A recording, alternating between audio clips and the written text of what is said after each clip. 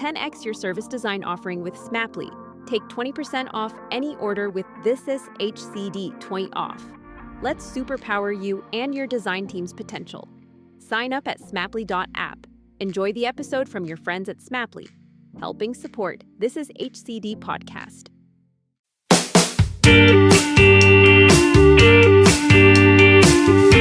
Hello and welcome to another episode of This Is HCD. My name is Gerry Scullion and I'm a human-centred design practitioner based in Sydney, Australia.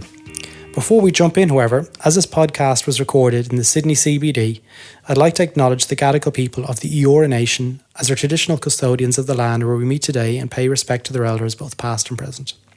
This episode is a special one-off episode. We held a live breakfast in the beautiful offices of FutureYou in Sydney, high amongst all the buildings at sunrise and in front of a sellout audience, all whilst raising over $800 for Cara Care through ticket sales. Our special guest in the morning was Gerry Gaffney, co-author of the highly respected book, Forms That Work. We discussed how forms reveal the true nature of an organisation with myself and co-hosts Adrian Tan and Mark Tanzaridi. In this episode, we take the time to peel back the layers to uncover the true meaning and objectives of forms, where forms are going, and what we can do as practitioners to ensure that the organisations that we work for are delivering the best experiences for their customers. In true Gerry Gaffney style, however, we had lots of laughs and some great questions from the audiences at the end. For anyone who's seen Gerry speak at conferences around the world will know how an amazing a speaker he is on design-related topics, and in this episode he was no different. Now, I'd like to pay special thanks to Aisling Walsh at FutureYou, who had to convince me that this was something we could make work. FutureYou covered the cost for the breakfast and were extremely hospitable. I can't speak highly enough of the calibre of this recruitment agency, who are based in Sydney and in Melbourne. They have roles in product management and UX, and for more information, please see the show notes or visit their websites at future-you.com.au. So let's jump straight in. Gerry, very welcome to the This Is HCD podcast. Thanks for having me. So, Gerry, tell us a little bit about yourself and how you get into design. You said 10 minutes for this bit, right? No, 2 minutes, Gerry. 2 minutes would be fantastic. Kind of by accident, to be honest. I have a background originally in electronic hardware, and I did a lot of tech support type stuff, and then moved from there into documentation and training. I realised I was trying to fix UI problems in the documentation and training. Still do that, actually, sometimes, but you're not supposed to. And then, fell from that really into user-centered design. Heard about the field, went to a couple of conferences where people were talking about UCD, handed everyone I knew to try and get a job in that sort of area, and I've been working in user-centered design UX ever since. So when was this? What a year? Long time ago. A long time ago. Yeah. Non-specific. In a galaxy far, far away. Fair enough. So today's topic was, you can claim to be user-centered and empathetic. Your marketing teams can talk about how much you value your customers. You can say that you design services for citizens, but when people encounter your forms, where real interaction occurs, then your true nature is revealed. So Gerry, discuss the origins of this topic. Well, I think the thing you sent me said 100 words, and that's 100 words. Perfectly. No, but seriously, I've worked on and off in forms for many, many years. Actually, I don't know how many years, but a lot of years. I also fell into forms by accident, and I'll tell you how that happened. I was working with a telco. I was working with Telstra at the time, and they had a lot of forms that people were supposed to fill in for doing things like getting ISDN, which is an old digital stuff that nobody uses anymore. And they wanted to do the usual, let's put them online. And I was looking at their original paper forms. There were reams and reams of pages that, as it turned out, when I did some contextual inquiry and research, nobody actually filled in. It was done by the internal staff within the organisation. Although nobody realised that. They thought that humans out in the field were filling them in. And I was looking at the forms thinking, these really need some design work. I didn't have any expertise in forms. I had a fair amount of expertise in interaction, user-centred design. I thought somebody really needs to, help these people produce better forms.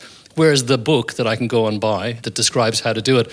And I ended up putting out a query on some of the news groups asking what book people could recommend to give to clients. And Caroline Jarrett contacted me and said, what would be in such a book, Gerry? And I sort of went back with my suggested table of contents, and she said, do you want to actually collaborate on a book? Because she'd already started one. So I sort of fell into forms that way. And initially for me, it was just something that was a basic, like a user interface. What's in the form? What components of it go where? How should it look? And so on. But as I got deeper into it, it really became obvious to me that the form is the conversation between an organization, whatever that organization is, and the people completing that form. So that's where the rubber hits the road. That's where your organization surfaces. That's where you start asking people questions that really are none of your business, or that's where you start establishing the trust with a person to get them to give you the sorts of information that you're trying to collect. So that's kind of the background to that paragraph. Okay, nice. Adrian?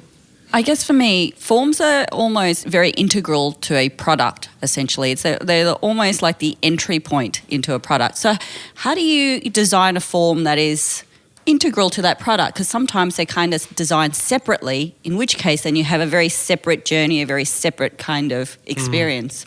Well, I think you hit the nail on the head there when you say separately. I mean, the form should not be separate to the product. The form should not be separate to other parts of the interaction that you're having with your customers or your citizens or whoever you're talking to. And that's a very common thing where, I mean, I can remember one of the projects that the organization that Gerry and I met at, and we were doing what was seen as an IT project, and somebody said, oh, we're redoing our communications. And we said, well, actually, that's within our area of interest and relevance. And, oh, but you're IT guys, you know? Yeah. And then, oh, we're redoing some forms that, you know, we're interested in that. Oh, but you're IT guys. And it's seen as a separate thing. So you've got a service or a system, and then somebody gets the job of doing the forms. And the person who gets the job of doing the forms is often not quite random, but it may be somebody who's like expert in, you know, ASP or expert in using a particular tool, or is strictly a graphic designer, or is a communications person, or is the person who's available to do it. And it's not integrated, and it really has to be integrated. The form is an integral and central part of your organization. And I think that's key to this topic. If the form's integral to the product, well, then how do you structure a team to create that holistic experience? Oh, that's too deep for me. That's, I mean, how do you create a team to do it? I mean, I guess it's like any multidisciplinary activity, or you need to have the people around who can see this thing holistically, who can see it as a service, an end-to-end system and process and set of support tools, and work on them as an entity. But it really is important, because otherwise you get things like calling something one thing in your marketing communications and calling it something else in your application form. And, you know, people like the banks have struggled with this for years. One of the banks here, it's CRN on some of their forms, and then other places they'd call it customer, and other places they call it customer ID. And, you know, you really have to, it has to be integrated. So I guess you do have to have a team that's charged with and mandated to and empowered with looking at all the aspects at the same time, or as part of a whole. So I'm just trying to get deeper into this a little bit. So if I was going to create a new product and part of it has a form component and it's a brand new team, so who would you bring together in that team? And we talk about multidisciplinary teams. Who's in that team? Where do they report to? Do they report to different people, reporting into the same line of management? That's much bigger than the conversation about just designing the form, though. I mean, that's how do we create a team to do anything that's user-centered? I mean, the form is just a little part of that on one level. It's about having a team that can work together, that can do the user research, that can bring that research back into the organization, having a team that can understand the business and the business requirements and can do the design holistically. So that's a much bigger question, I think, in many ways, than who does the form design. I mean, it really does need to be absolutely integrated with whatever you're working on. All right. So let's just go back to the original topic, Gerry, and let's discuss what is a form? Like, what really is a form to you? That's an interesting question. You know, I think if you went back 100 years and you said to people, what's a form? They'd know it. It was a piece of paper that you filled in stuff on, and that was it. And then we gradually moved where a lot of forms are online. You say, what's a form? Okay, it's that same type of thing, but we can do it online as well.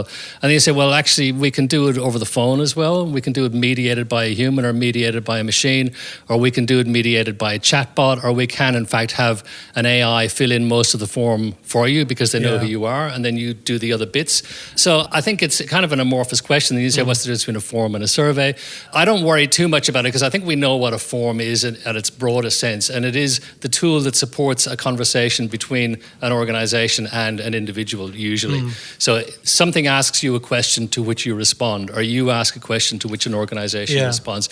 And I think it really has morphed a lot, and I think will continue to morph a lot more. So, you know, when people talk about forms and the appearance of forms, for example, that assumes that we've got a particular modality that we're talking about, looking at them on a screen or on a piece of paper. I think increasingly we're going to be interacting with forms through other modalities. So I think it's one of those questions. If you're working in forms design, I think the skill sets that are needed are very, very similar. It really is about understanding users, understanding their needs, understanding how to establish a relationship, and supporting the flow of the conversation. So one way you could say a form is a conversation at its richest, or an interaction at its least rich. Yeah, absolutely. Because I know for me personally, whenever I've been encountered and asked to design forms, I always try and bring it back to that real world interaction, as if I was walking into a store and I was looking for a form. And if somebody's there meeting me, I don't expect them to say, what age are you and what postcode are you from?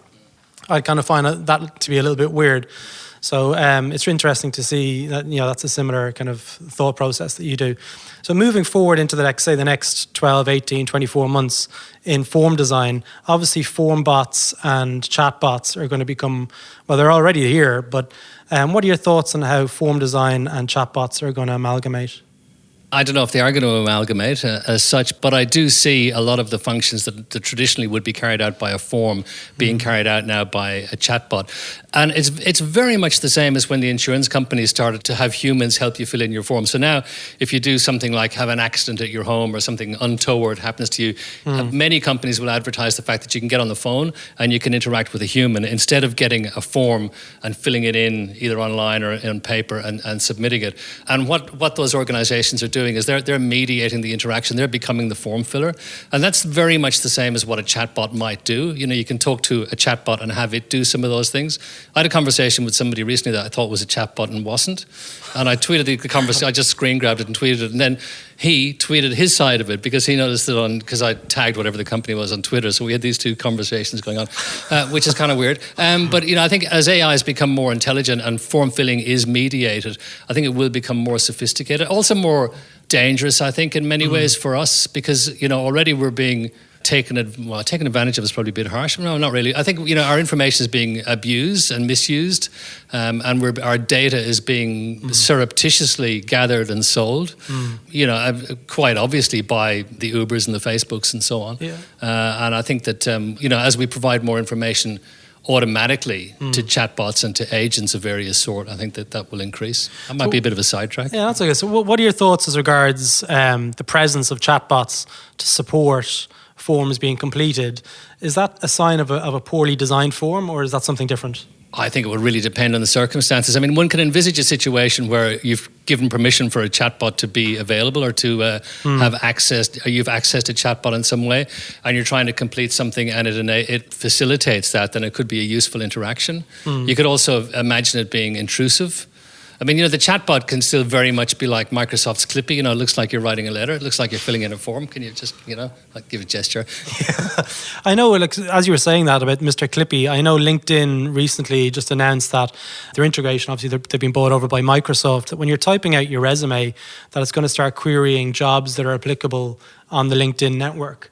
So effectively, the sort of structure of forms are now moving into the application worlds. So what are your thoughts on the movement into the application? I think that's been around for a long time where I guess you don't realise you're filling in a form if you're doing your resume. I know that a few of the recruitment consultancies have been doing that for some time where you'll submit a resume and they'll have something go through, pick out the keywords, put it in their own format or put it in their own database or whatever.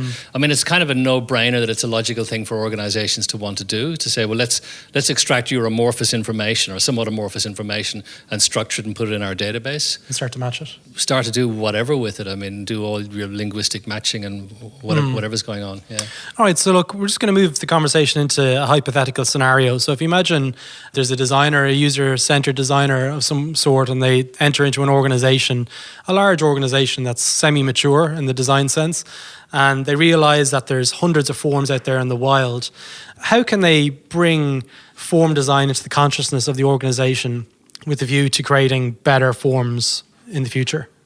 I think good forms are supported by good communications. I mean, you can't just have good forms. You can't have an organisation that doesn't communicate well with people that has good forms. Yeah. So it has to be part of an overall journey, I think, where the form isn't, to harp on about this, the form is just part of the overall interaction and conversation. I mean, there are some mechanical things that you need to do. You need to, to get sort of geeky about it, you need to do an audit of all the forms, and for every form, find out who owns that form, who's responsible for it, what person or department or function owns that form, what information are you gathering. Why is it being gathered? What's it being used for? Is it actually being used? Are you duplicating some of that effort? And look at it from a very analytical point of view. Another aspect of it is to say, well, if we've got hundreds of forms, God love us. Well, surely we don't have hundreds, but if we do, you're going to need some sort of consistency throughout all those forms. So you have to look at your branding. Does it support the branding? Your design language, yeah. Yeah, just an overall design language, whatever that happens to be. Consistent navigation and flow. You'd look at consistency across multiple platforms. How does it look on paper? How does it look online? How does it look on mobile? How does it sound if you're supporting voice? And you'd have to embark on that journey, but really you'd have to be embarking on good communications in general. So you're not going to get good forms if you haven't got your communications in general working well. Okay. And can you expand on that? Because I'm really more interested, I guess, in structure and how people behave. And so a cheeky question, what's a bad form telling you about the organisational structure? Well, let me give you an example consisting of two examples. So if I pick two government agencies from the state of Victoria in Australia, one of them is the Juries Commissioner. So when you get a notification that you may be required to serve on a jury, there are a number of things that may disqualify you or make you ineligible to be a juror. Things such as certain criminal records or being a member of the legal profession, or both. And, you get these things are factors that you sort of tick or you select online or whatever to say, no, I'm not that, or yes, I am that. And it's a gateway or a funnel that says certain people, we won't proceed. It's binary, yeah. Yeah. But in Victoria, one of the very first questions, it might have even been the first question in terms of getting the job roles that people had or their status, was the governor of Victoria. So everybody who got one of these letters was asked whether they were the governor of Victoria or not. And, because if you're the governor of Victoria, you can't be on a jury, which probably is reasonable. Yeah. But anyway, Paul Dorr, the juries commissioner, said, hang on a minute, do we really need to ask everyone that? Let's just delete that from the form. And if the governor happens to get a jury summons, then she or he can say, do I need to go to that? And have one of their staff, phone up and say, what's the story, right? And, that to me was a sign of a really intelligent, efficient, forward-looking, customer-centered organisation. And from my knowledge of the way that organisation works, it rings true. I mean, they actually do care about the people they're interacting with. And they critique their own stuff and they say, why are we doing this? Why are we doing this? How can we make things better? So that's one example. Another example is another organisation in Victoria, government organisation that I won't name, because it's a bit sad. But they disperse funds under certain circumstances, and they have a form that they send out to people to ask them to nominate their bank account details.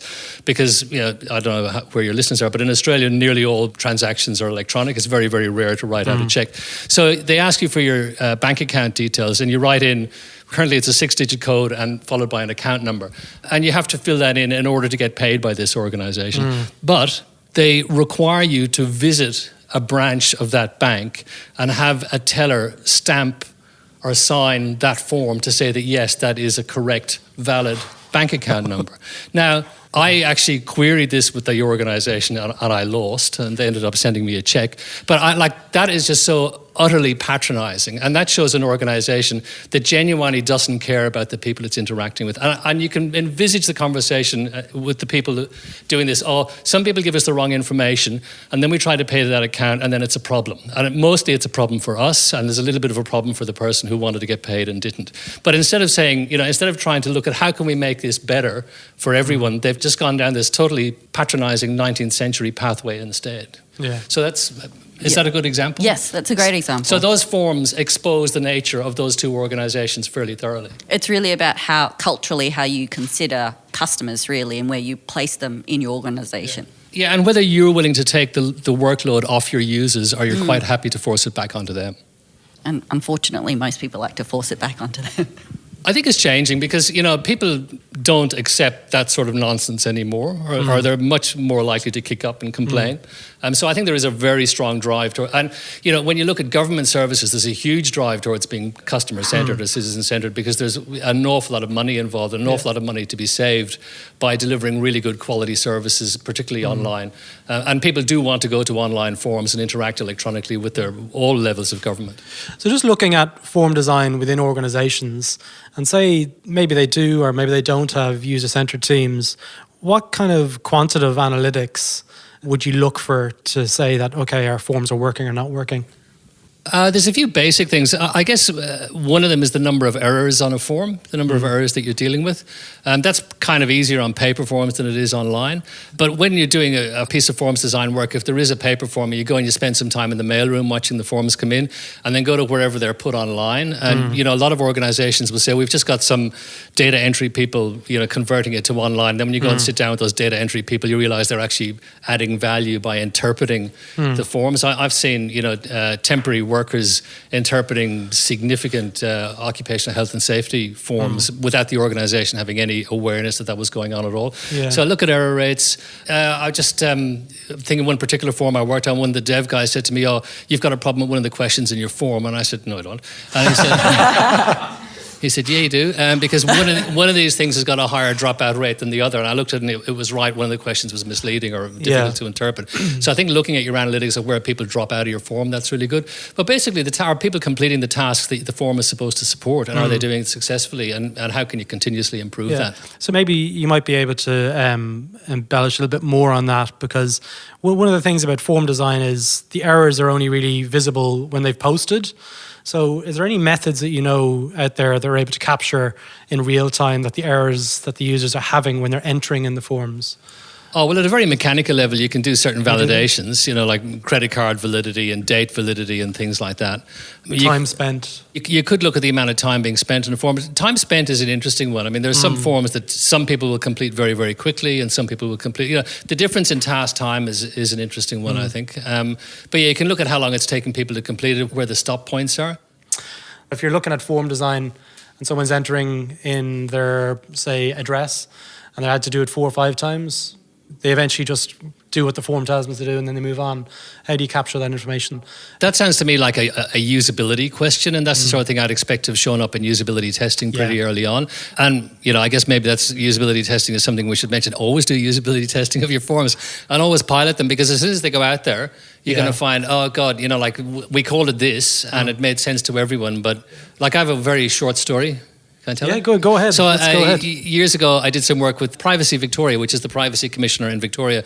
And they had a form they sent out to a governmental organisation saying, what precautions are you taking with citizens' data when you use portable devices like USB sticks and so on? So they sent out this survey, and about a couple of weeks later, they followed up and said, anyone who hadn't answered, they followed up and said, if you don't answer the survey, we're going to set the privacy commissioner on you, and that's going to be really hard. So, tell us what's going on. And when they rang the Department of Education in Victoria, whoever they spoke to there said, yeah, we passed that on to building services. And they said, building services, why that? Because you use the word portable. And in Victoria, the word portable means one of those demountable cabins that they sometimes use as temporary school. So, categorization schemes never work, right? Yeah, absolutely. It's a pilot. I mean, we wouldn't have found that in a pilot anyway. We did, in fact, test that. And even after testing and piloting, oddball things would happen. That's a brilliant story. So, look, we're coming towards the end of the topic in question here before we move on to the next segment of the podcast. But can you give maybe 3 tips that you'd give to organizations on what they can do to improve the hygiene of their forms?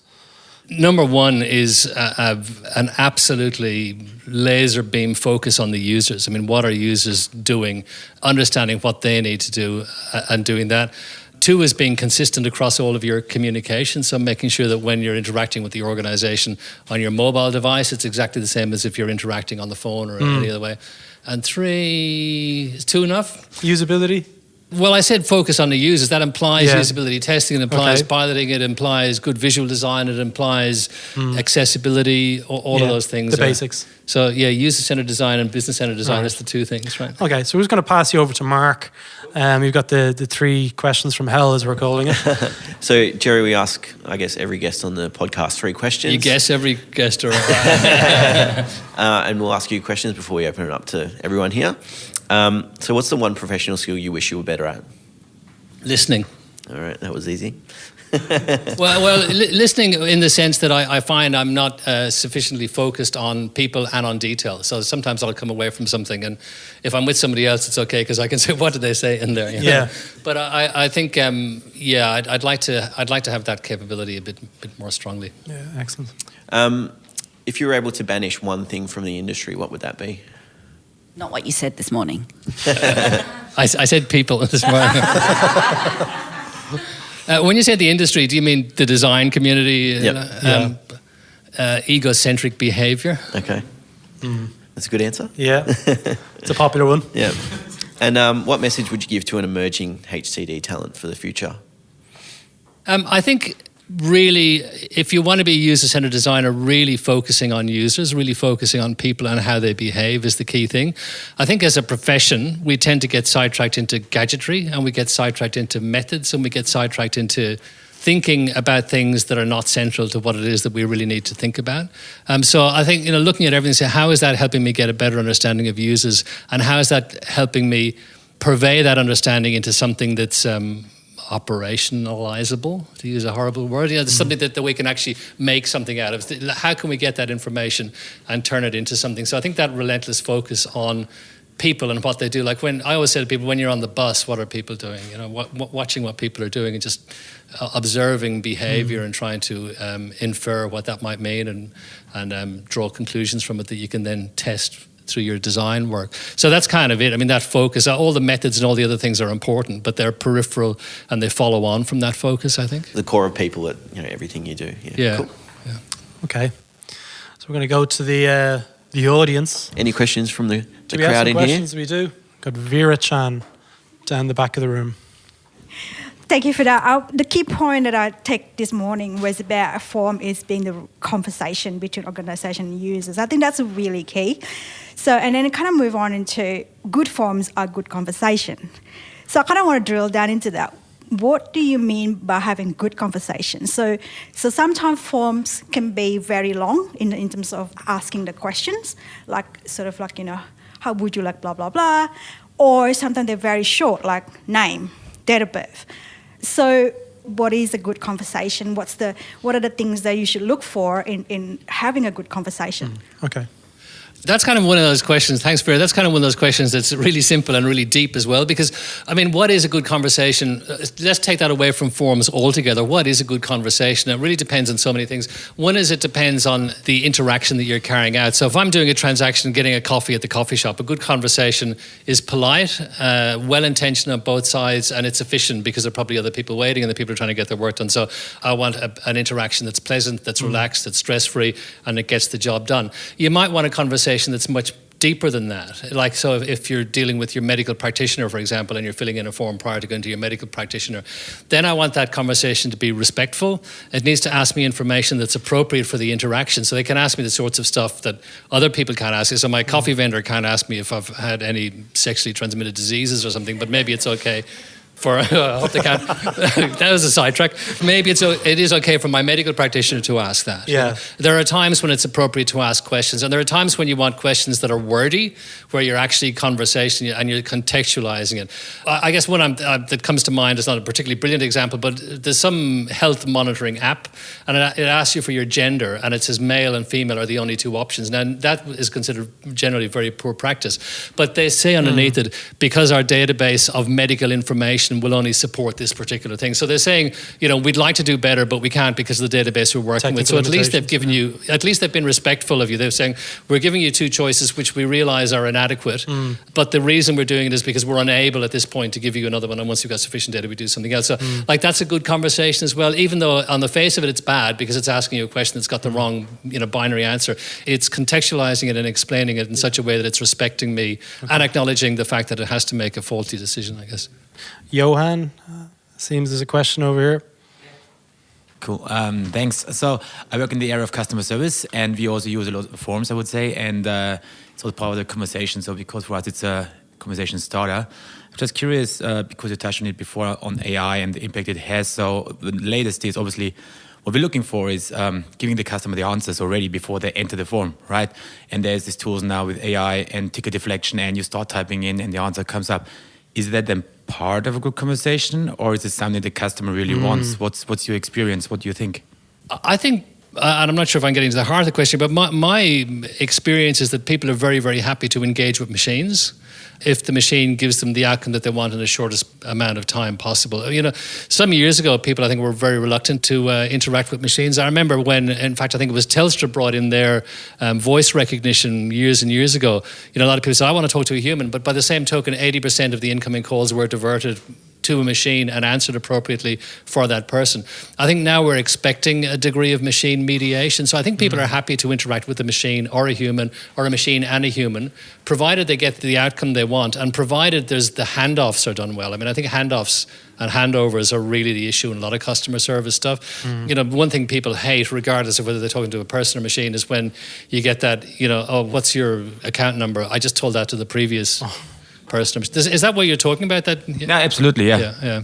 You know, I think people in general are very, very happy to embrace technological solutions as long as they're taking them towards a pathway. And what they don't like, of course, is technological solutions that are shit. You know, like when you talk to a machine and it takes you down a pathway and then abandons you, you know, or gives you the wrong information or says stuff like your call is important to us. Please stay on the line. Any other questions from the room? Alvaro? This is going to be a hard one. No. What do you think, what is the future of forms when there is no UI? I know you spoke about conversations and so on, but when we go into the future of zero UI and so on, what is your perspective on that? And second question is, we were working with an organization recently in which they have a behavioral insights department in which they try to nudge people to do certain things. So I also want to get your perspective on that. When we don't have an interface and we want to nudge people to do something, how do you do that? Okay, so two questions. So the first one was the future of forms and interaction. Is that right? Where is it going? Yes, when there is no interface. Well, there is an interface always. Even if you imagine that when you're walking down the street, your face is recognized and your iris is scanned and, you know, something runs out and takes a DNA sample and then puts that into a database. I mean, it is still an interface, right? It's one that you may not be aware of. I think, you know, hiding the UI in general is a good thing. I mean, the less we have to interact with the machine, the better up to a point. And I guess the point, and this is an interesting one, what's the point at which we're happy to allow the machine to mediate what we're doing on our behalf? You know, and we're getting closer and closer to that. And in many ways, it's just fantastic. It's really handy. And in other ways, it's really scary. But I think we do need to think about the zero visible interface future, particularly with IoT stuff. I mean, you know, in the future, when you open the door to your house and all your machines start saying, my battery's flat. No, my battery's flat. You know, is everything talking to each other? Are we really going to go without the user interface, or is it just going to be there's no user interface until everything falls over, and then we've got to, you know, deal with trying to find out where the problem is and so on? That's a very long-winded and circuitous non-answer to your question. But I do think we're hiding the UI more and more, and it comes back to being respectful of the people that you're having a conversation or an interaction with, and how do you do that in a successful way? And there are things that we can infer that people are probably okay with. I mean, would it be okay if I'm walking down the street and I'm limping and a medical AI says it looks like you've got a problem, you know, with your leg or your hip and you need to have it replaced or something? I don't know, but it infers things on my behalf and makes things happen on my behalf. Is that an appropriate form-filling behavior? I don't know. I mean, it's too big a question, I think. Yeah. And the second one was... How do you nudge people actually to I think do certain things when there is no interface? Again, like trying to go through that same thought, like just reflecting on that, yeah. Well, I mean, I guess the obvious way to nudge is to just not ask the question and take action on the person's behalf. You know, traditionally nudge is stuff like having defaults that advantage theoretically the person filling in the form. So, you know, for your superannuation, the default box is the one that gives you the best outcome in 20 or 30 or 40 years' time. When there's no interface, how do you nudge? I guess by peripheral cues, make one thing look more attractive than the other. I don't know. The other thing, I guess, is having opt-outs rather than opt-in. So, you know, the organ donation thing, I guess, is fairly typical, where if you don't take any action, then in some countries, then you are an organ donor, you know, which is sensible. But I mean, you know, if you take it to its logical extreme, if you don't want to if there's no UI, you're kind of implying that you don't want to make a decision as an individual, and therefore you're assigning that power to a third party. I don't know the answer. I knew that'd be a hard question. Anyone else with any other questions? Oh, Niall's got a question. Obviously, from my career background, it's in recruitment and talent management. For someone, say, who's coming out of college, having studied technology or studied business, how would you recommend that they actually get into this sector? User-centered design in general? Yeah. Look, this is always problematic, and this is something that I get a lot when I talk to students, which I do from time to time, is how do I actually get into this area? I don't have a magical answer for it. I think, you know, you can go to the meetups. The networking is such a huge thing. I always say to people, read the books, get on the blogs, read the books, know what you're on about, know your topic. Be willing to work for an organization that's not the one that you want to work for. Be willing to work in a role that's not quite the role that you want. Take a role that's peripheral to it, and just keep pushing in the direction to get into the area that you love. I mean, it is a very, very difficult question, I think, and I don't have anything even approaching a magic answer. Yeah. One of the people that I meet quite often now, who's very senior in the design community, I met many years ago when she had done an almost volunteer piece of work with, in fact, a recruitment organisation, and got into user centered design that way, started doing diary studies and some UCD things, and sort of gradually moved through the field. That's somebody with a lot of drive and ambition, and it varies per person, I guess. Anyone else? Aman, down the back. Hey, man. So I got off like an international flight recently, and the customs form that you fill in is probably the same one that I filled in when I was about 15 or so. Is there a point where forms don't need to change? Like, is it perfection, or is it like complacency, or like, is there a reason why some things just don't change? That's interesting. Great question. I don't believe there's perfection in this world. I think perfection doesn't exist, but I think you can get something that works really well, and you can say, okay, we've got it nailed, and there's some problems with it that we're going to live with. By the same token, I don't believe there's anything that we couldn't subject to continuous improvement, usually by making it shorter. So I don't believe there is a perfection. I mean, if you look at the marriage equality vote, that was an interesting one recently. That was, a very, I can't remember exactly the question. I did make a note of it at the time. It was a fairly straightforward question with a yes/no box. That's as good as that's going to get. You couldn't probably re-engineer that any further and make it better, given the politics of sending it out as a survey instead of a vote. No, let's not go there. But yeah, I think things like those forms are interesting because they are immutable. It seems like it's been exactly the same forever.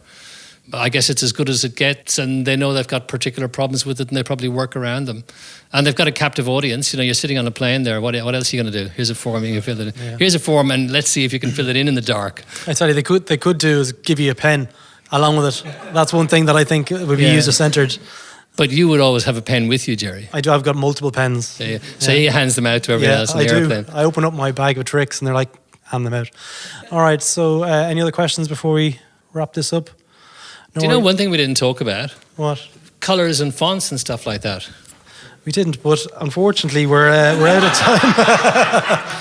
But that's good because they actually don't matter very much. You just make sensible decisions. But they often come up in these sorts of sessions. Yeah, accessibility is another one. But we could speak for hours on this. All right. Thank you so much, Gerry, for being on the podcast. It was absolutely Thanks for having brilliant. me, and thanks, guys, for fronting up. That was great. Thank you. And thanks to FutureYou for hosting us. Yeah. So there you have it. I hope you enjoyed this episode, and if you'd like to be part of the conversation or community, hop on over to thisishcd.com, where you can request to join the Slack channel and help shape future episodes and connect with other designers around the world. Thanks for listening, and see you next time.